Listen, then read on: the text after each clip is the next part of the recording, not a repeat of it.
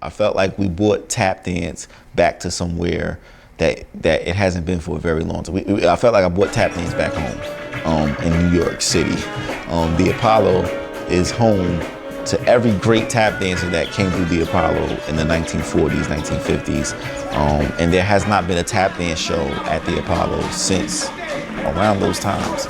It's kind of like I felt the souls of every dancer before me that have come to this theater.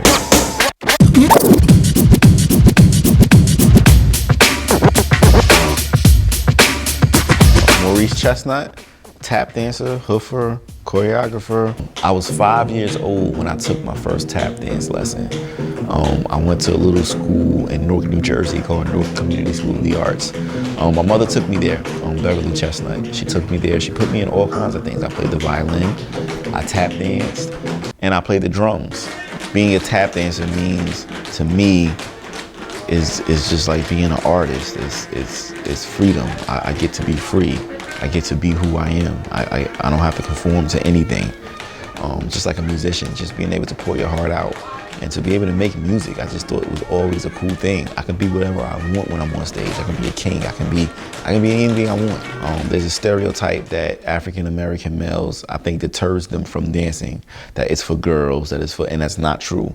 Tap dance has always been a male-dominated thing. Not to say that we still have great women that we love in a legacy with everything. But dance was always male-dominated. It was never anything that was feminine. It was never. It just wasn't.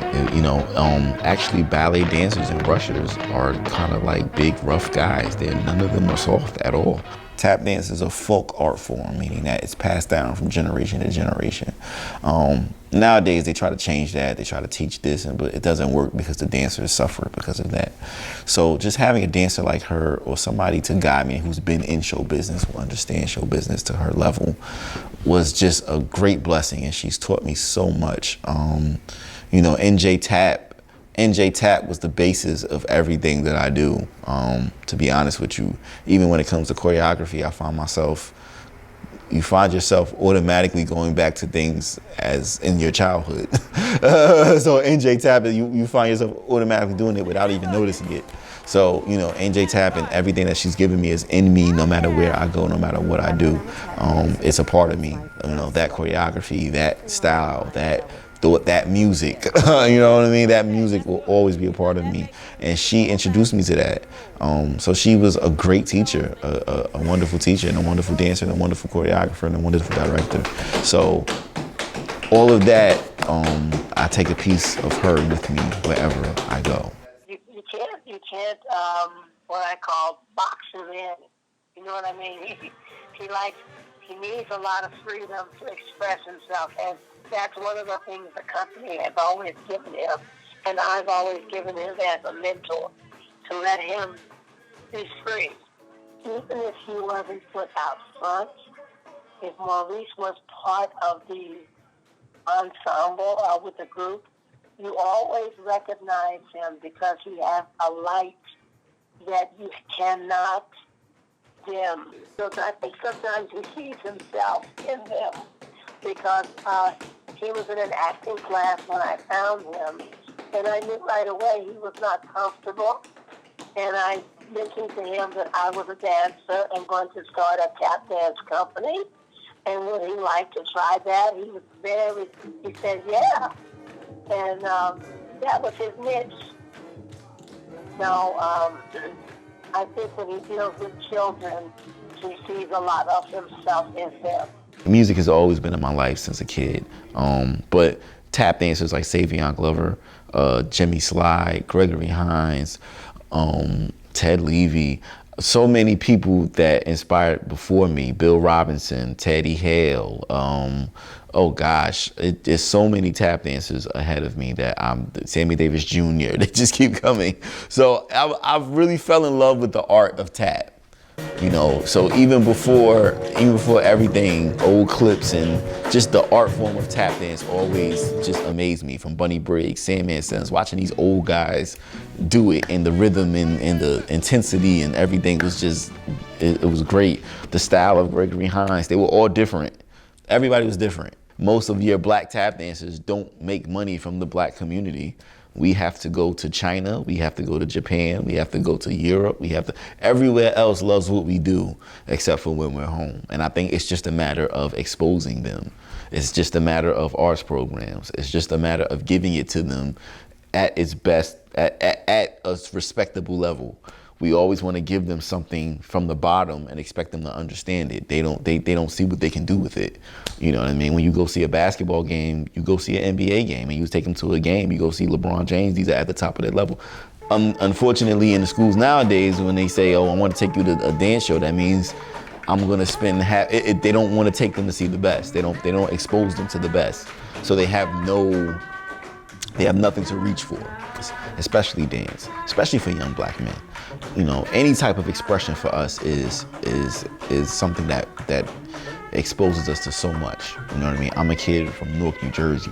I've seen the world because of tap shoes. I want to teach more kids how to express, and expression is improv. Improv is just so important. So improv always inspires me, no matter what aspect it comes to. Jazz music, I listen to jazz music a lot because it inspires me because of the improvisational factor. Even down to battle rap, which I love because to me it's art at a high level. It's still art at a very high level. You gotta know how to rebuttal and freestyle in the moment, and your rhymes have to be perfect. It's that intensity I love. Art helps with many different things that are not just about you being a tap dancer. I want to see more physicians. I want to see more doctors. It still comes from arts. Art still helps all of that. It helps kids put things together. It helps them learn better and learn faster.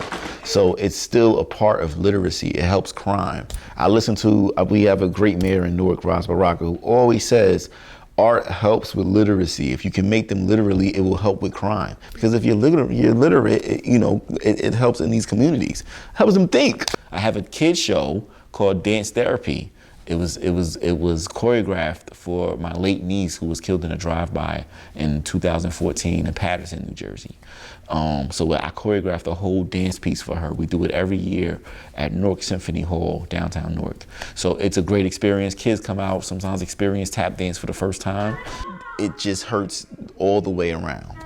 So I think that's the most important thing, and that's just something that I'm fighting. Not for everybody to be a tap dancer, but everybody to be exposed to a different level of thinking. Everybody to be literate enough to understand art. Everybody to look at things differently and put puzzles together and things like that.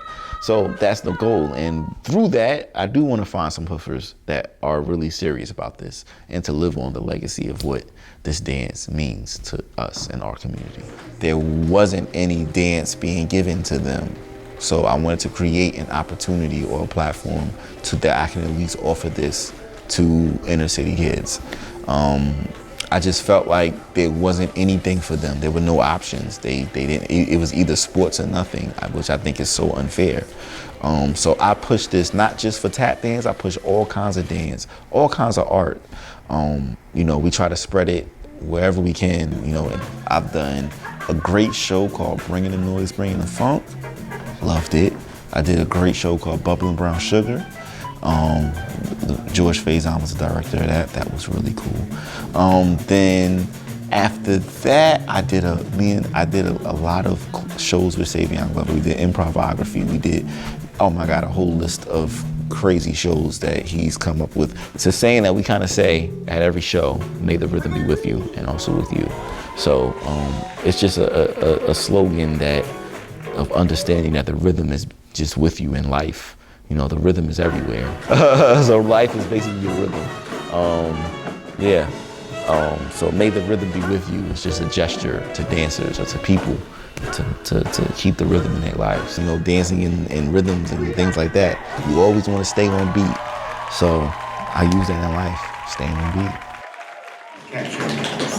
It's like I didn't choose dance chose me. It started with pots and pans and escalated to school desks and dinner tables. It's like I would get kicked out of class every time I would tap dance under my desk, but I couldn't help it. See, it's like, that's the thing. A lot of kids aren't bad, it's just they need an outlet.